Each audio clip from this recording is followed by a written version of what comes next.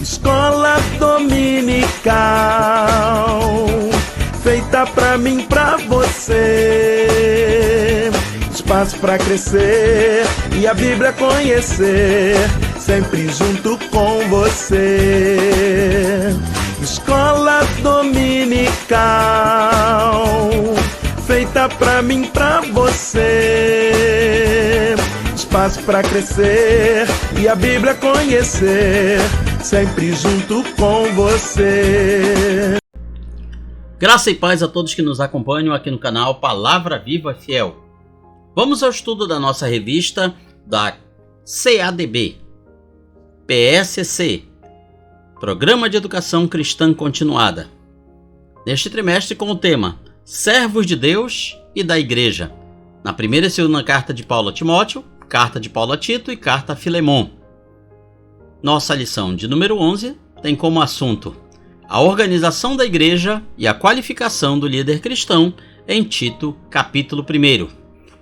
O nosso textuário está em Tito, capítulo 1, versículo 5. Por esta causa te deixei em Creta, para que pusesses em ordem as coisas restantes, bem como, em cada cidade, constituísses presbíteros, conforme te prescrevi. Nossa verdade prática nos fala que as igrejas locais cumprirão melhor sua missão quando bem organizadas. Leitura bíblica com todos é o primeiro capítulo da carta a Tito. Os hinos sugeridos da harpa cristã são os de número 254 e 258. Antes de continuarmos, lembre de deixar o seu like, a sua curtida aqui neste vídeo. Lembre também de compartilhar essa ministração com seus amigos, parentes e irmãos em Cristo, pois fazendo isso, você nos ajuda a espalhar a boa semente aos corações. A introdução do comentário nos fala que a Epístola a Tito, pastor na ilha de Creta, tem grande semelhança com a primeira carta a Timóteo. Ambas tratam da vida pastoral e da organização da igreja. As duas foram escritas por volta de 64 d.C., na Macedônia, quando ele estava em liberdade temporária da prisão em Roma. Contudo, Tito destaca peculiaridades da cultura de Creta, a ilha de Creta, onde os falsos mestres eram numerosos, e as influências culturais nocivas afetavam o testemunho cristão. Primeiro tópico: a missão de Tito em Creta. Paulo inicia a carta lembrando a missão que confiou a Tito: organizar as igrejas em Creta. Ele destaca a importância do ensino, da esperança eterna e da escolha de líderes espiritualmente qualificados para consolidar a obra de Deus naquela região. Primeiro item: promover conhecimento e esperança. Paulo, servo de Deus e apóstolo de Jesus Cristo, para promover a fé que é dos eleitos de Deus e o pleno conhecimento da verdade segundo a piedade, na esperança da vida eterna, que o Deus, que não pode mentir, prometeu antes dos tempos eternos.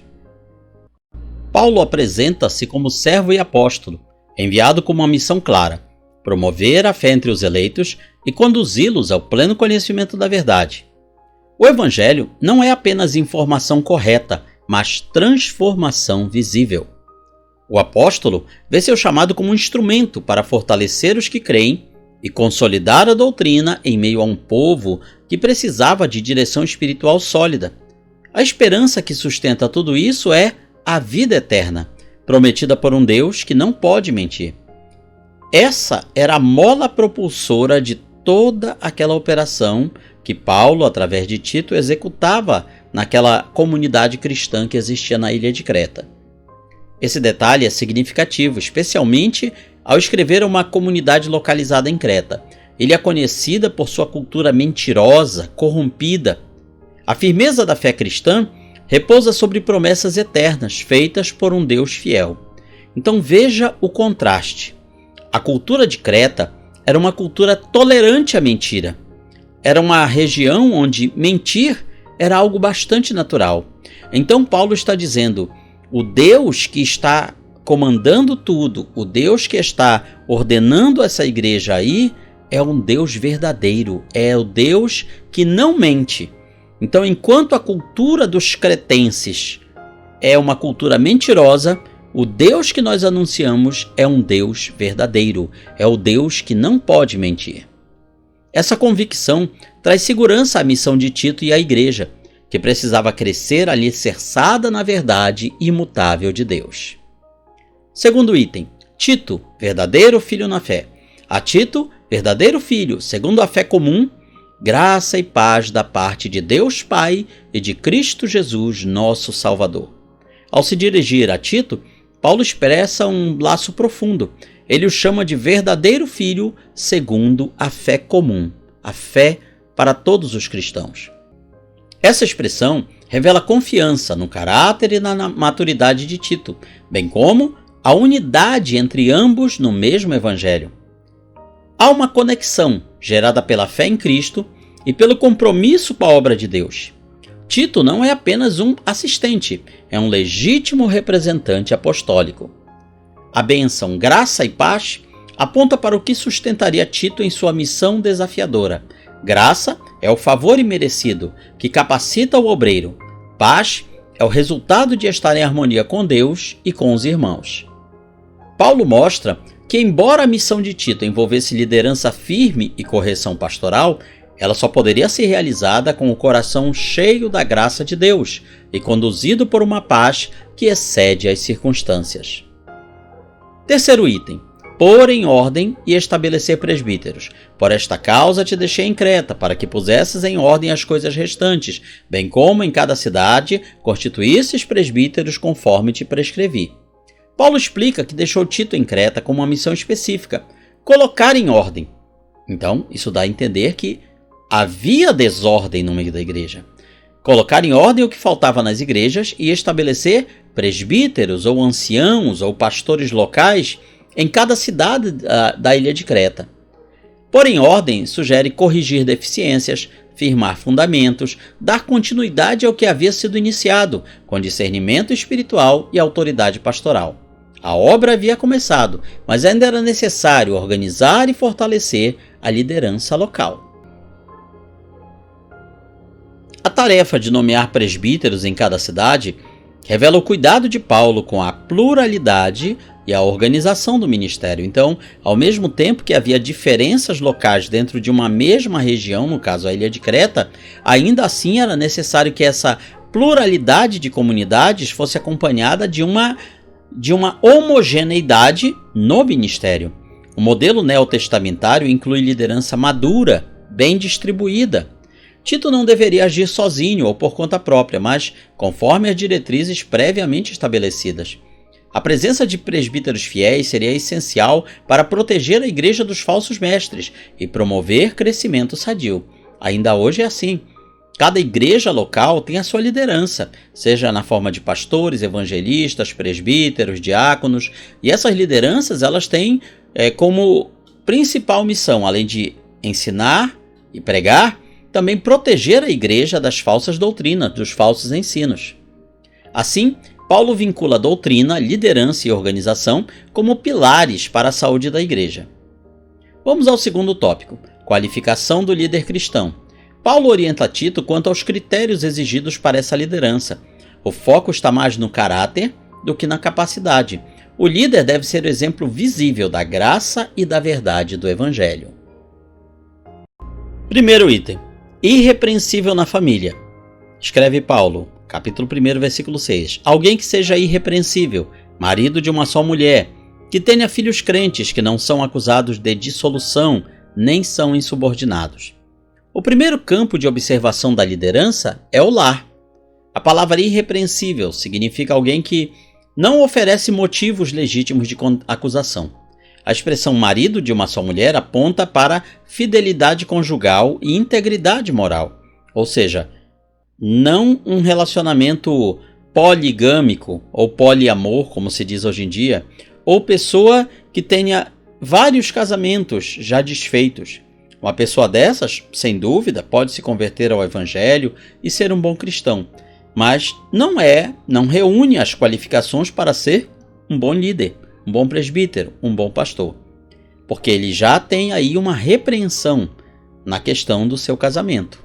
A liderança que edifica começa na vida privada, no cuidado com a família. Além disso, os filhos, escreve Paulo, devem ser crentes, testemunhar uma fé ativa e respeitável. Filhos que não possam ser acusados de dissolução. O que é isso? Comportamento desregrado e imoral, nem serem insubordinados, o que sugere rebeldia aberta contra a autoridade paterna. Essas exigências revelam que a liderança espiritual começa em casa. Um lar equilibrado é uma boa evidência de que alguém pode pastorear o povo de Deus. Então, dependendo da conduta familiar e social, esses são os primeiros requisitos a ser observados se aquela pessoa reúne condições para ser um líder. Segundo item, irrepreensível na vida pública, porque é indispensável que o bispo ou pastor seja irrepreensível como despenseiro de Deus, não arrogante, não irascível, não dado ao vinho, nem violento, nem cobiçoso de torpe ganância. Antes, hospitaleiro, amigo do bem, sóbrio, justo, piedoso, que tenha domínio de si ou domínio próprio. Como despenseiro de Deus, o líder precisa ser irrepreensível não só na esfera privada, na vida particular, mas também na vida pública. Devem ser evitadas qualidades negativas como ser arrogante, pessoa orgulhosa, cheia de si, pessoa inflexível. Iracundo, ou seja, pessoa de pavio curto, dominada pela raiva, que facilmente explode, que facilmente perde o controle. Pessoa dada ao vinho, ou seja, sem controle sobre seus impulsos. Aqui, vinho é apenas um exemplo. Alguém pode dizer, mas esse líder aqui ele não toma vinho, mas ele faz uso de outras substâncias lícitas ou ilícitas que tiram o seu controle. Então, o líder ele precisa ser uma pessoa que controle seus impulsos. Também não pode ser alguém violento, ou seja, pessoa agressiva, coercitiva, ou, para usar uma palavra atual, uma pessoa tóxica. Ou ainda, uma pessoa que seja cobiçoso de torpe ganância. O que é isso? Pessoa focada em obter lucro pessoal por meios escusos.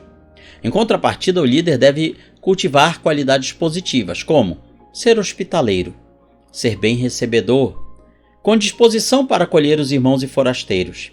Amigo do bem, ou seja, alguém que tem prazer no que é moralmente correto. Pessoa sóbria, o que é isso? Sobriedade, tanto é no sentido de não se deixar envolver por substâncias entorpecentes, lícitas ou ilícitas, como também uma pessoa sóbria espiritualmente, que tenha discernimento e equilíbrio. Uma pessoa justa, agindo com retidão no trato com os outros. Piedoso, com vida devocional sincera. E alguém que tem domínio de si, controlando emoções e desejos. Essas virtudes formam um retrato de um servo maduro, moldado pelo Espírito e digno de ser seguido.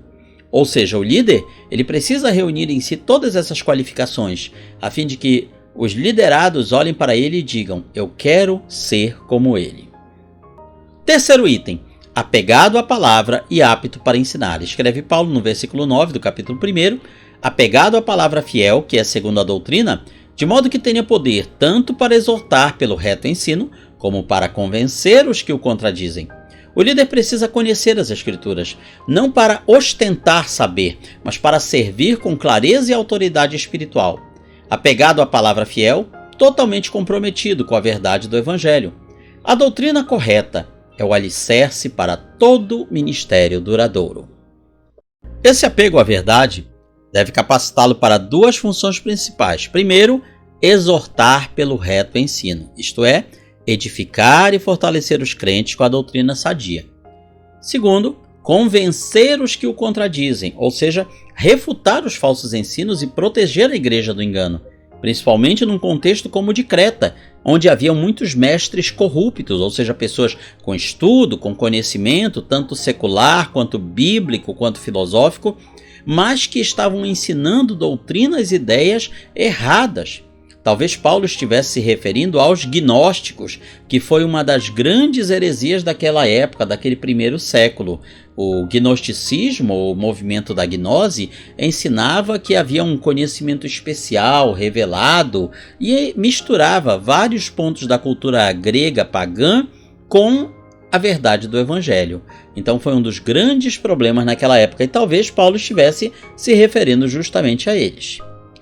Essa habilidade, portanto, era essencial. Não bastava conhecer as Escrituras, era preciso saber derrubar os argumentos desses falsos mestres. Um pastor que não ensina com clareza, não combate o erro com firmeza, deixa o rebanho vulnerável. Por isso, Paulo exige que o líder seja ao mesmo tempo ensinador fiel e pastor cuidadoso. Terceiro tópico, peculiaridades da ilha de Creta. Depois de apresentar o perfil do líder ideal, Paulo alerta Tito sobre o contexto difícil em que atuaria. Creta era uma cultura marcada por mentiras, ganância, desordem moral. O apóstolo não ignora essas realidades, pelo contrário, oferece instruções para enfrentá-las com autoridade pastoral e ensino sadio. Primeiro item: resistência aos mestres falsos e gananciosos. Escreve Paulo nos versículos 10 e 11. Porque existem muitos insubordinados, pauradores ou faladores, frívolos e enganadores, especialmente os da circuncisão. É preciso fazê-los calar, porque andam pervertendo casas inteiras, ensinando o que não devem por torpe ganância. Paulo denuncia a ação de falsos mestres como um problema real e crescente. Ele os chama de insubordinados, ou seja, rebeldes, porque eles não se submetem à autoridade apostólica. Hoje seria a autoridade pastoral. Existem pessoas no meio cristão, no meio evangélico, que não se submetem à autoridade pastoral, ou seja, desenvolvem doutrinas próprias, enganos próprios e querem contradizer a liderança com isso. Paulo os chama também de pauradores frívolos, expressão que significa discursos vazios, cheios de palavras sem fundamento. Então eram pessoas, tanto mestres quanto não mestres, mas que falavam e com isso enganavam as pessoas. Eles eram também enganadores, pois embora parecessem religiosos, suas palavras corrompem a fé. Será que isso também não acontece nos dias de hoje? Pessoas dentro e fora das igrejas trazendo falsas doutrinos errados.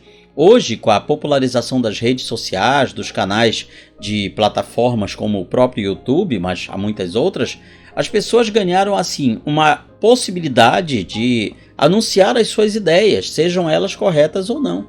Então, nessa nova arena virtual, nós cristãos devemos estar preparados para rebater, refutar os falsos ensinos que são espalhados principalmente neste grande campo virtual chamado internet. O apóstolo destaca que muitos pertenciam ao grupo da circuncisão. Quem eram eles? Provavelmente judeus legalistas que misturavam a graça com ritos da lei.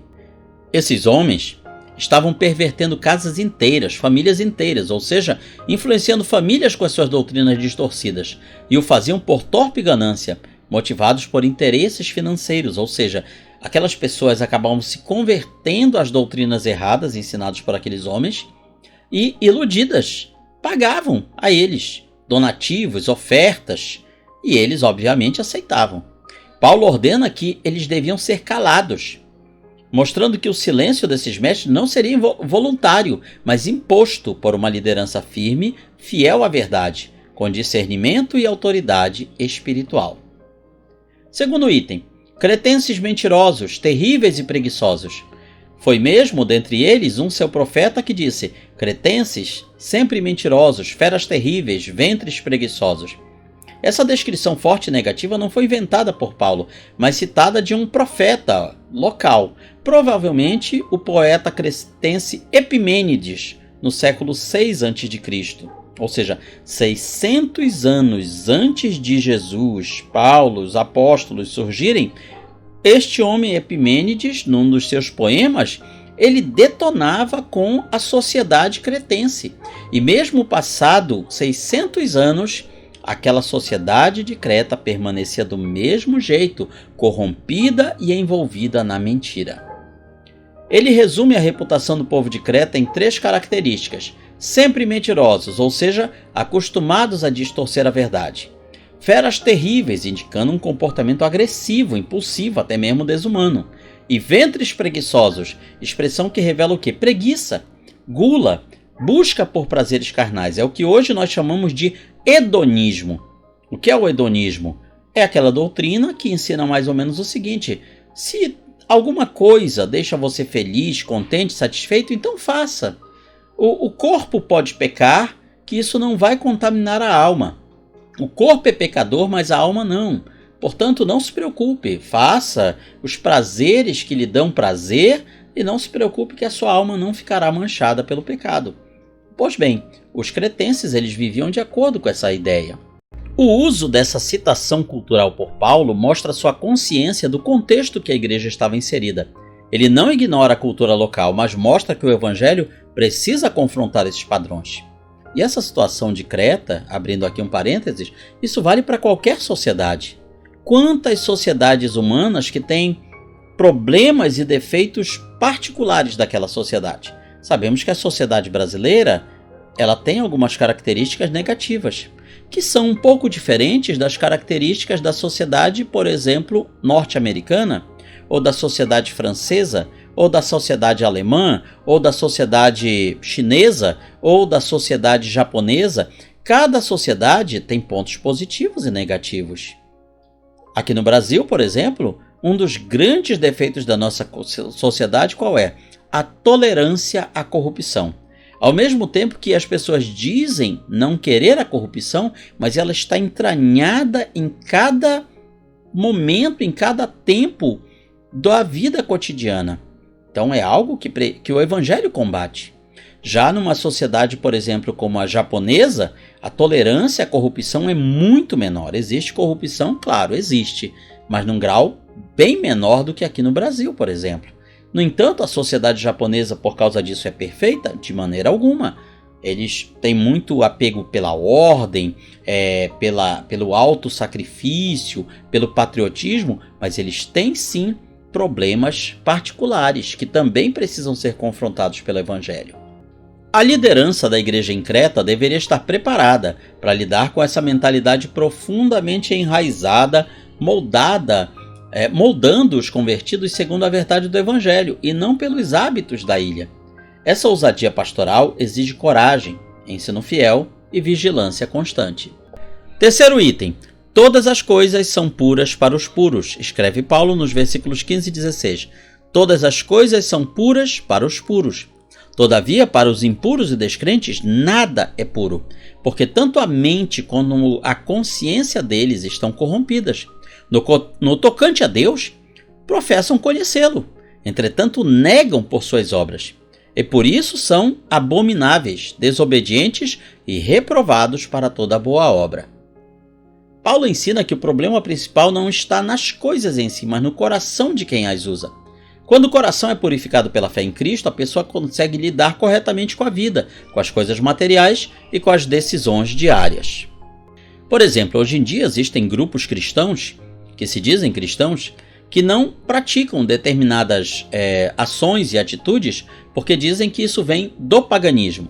Olha, nós não celebramos aniversário porque isso vem do paganismo. Nós não celebramos o Natal porque vem do paganismo. Nós não fazemos isso, aquilo outro porque é pagão, porque não está na Bíblia. Ou seja, criaram aquela regra de que tudo que não está na Bíblia é pagão. Ou seja, eles veem pecado e impureza em tudo, até naquilo que não tem, até naquilo que não tem nenhum efeito espiritual negativo. Então Paulo está dizendo que o problema não está nas coisas, mas sim na impureza que está no coração e na mente das pessoas. Por outro lado, uma mente e consciência corrompidas distorcem tudo. O que é bom passa a ser visto como malícia, suspeita, hipocrisia. E aquilo que é mal passa a ser visto como bom. O problema, por exemplo, não é o aparelho celular em si. O problema não é o dinheiro em si, mas o coração de quem o usa. Como nós usamos o nosso celular, como nós usamos o dinheiro. E isso, para ficar em 2 exemplos. Nossas roupas. O problema é a roupa ou o que fazemos com ela? Os falsos mestres professam conhecer a Deus. E não só falsos mestres, mas os falsos cristãos. Eles dizem que conhecem a Deus, mas negam a Deus através das suas obras. Suas vidas contradizem suas palavras. Essa incoerência é repulsiva aos olhos de Deus. Quando a conduta desmente a fé, a religião se torna vã e escandalosa, e aí entra no terreno da hipocrisia. Concluímos com nossa aplicação pessoal, onde há pastores fiéis e igrejas bem conduzidas, a verdade floresce e o erro é vencido. Olá, querido ouvinte do programa A Boa Semente. Espero que essa mensagem tenha falado ao seu coração. Se você deseja ouvir novamente esta mensagem e ter acesso a outras reflexões edificantes, visite o meu canal no YouTube chamado Palavra Viva e Fiel. Lá você pode curtir, comentar e compartilhar com seus amigos e familiares, ajudando esta palavra a alcançar mais pessoas. Se esta mensagem te ajudou de alguma forma, considere também apoiar esse ministério com uma oferta de amor. Na descrição do canal deste vídeo, há uma chave Pix e um QR Code disponíveis para contribuição. Com a sua ajuda, somos motivados a manter este trabalho ativo e a buscar sempre mais qualidade para levar a palavra de Deus ainda mais longe.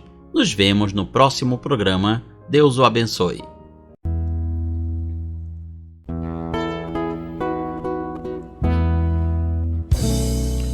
Findou-se o tempo de estudo da escola dominical. Boa lição aprendemos do nosso Pai Celestial. Despede-nos, Jesus Cristo, em tua paz e amor, e nos concede para sempre o teu celeste favor. Aos visitantes e amigos agradecemos também. Que a paz de Deus reine em todos e até domingo que vem. E até domingo que vem. E até domingo que vem.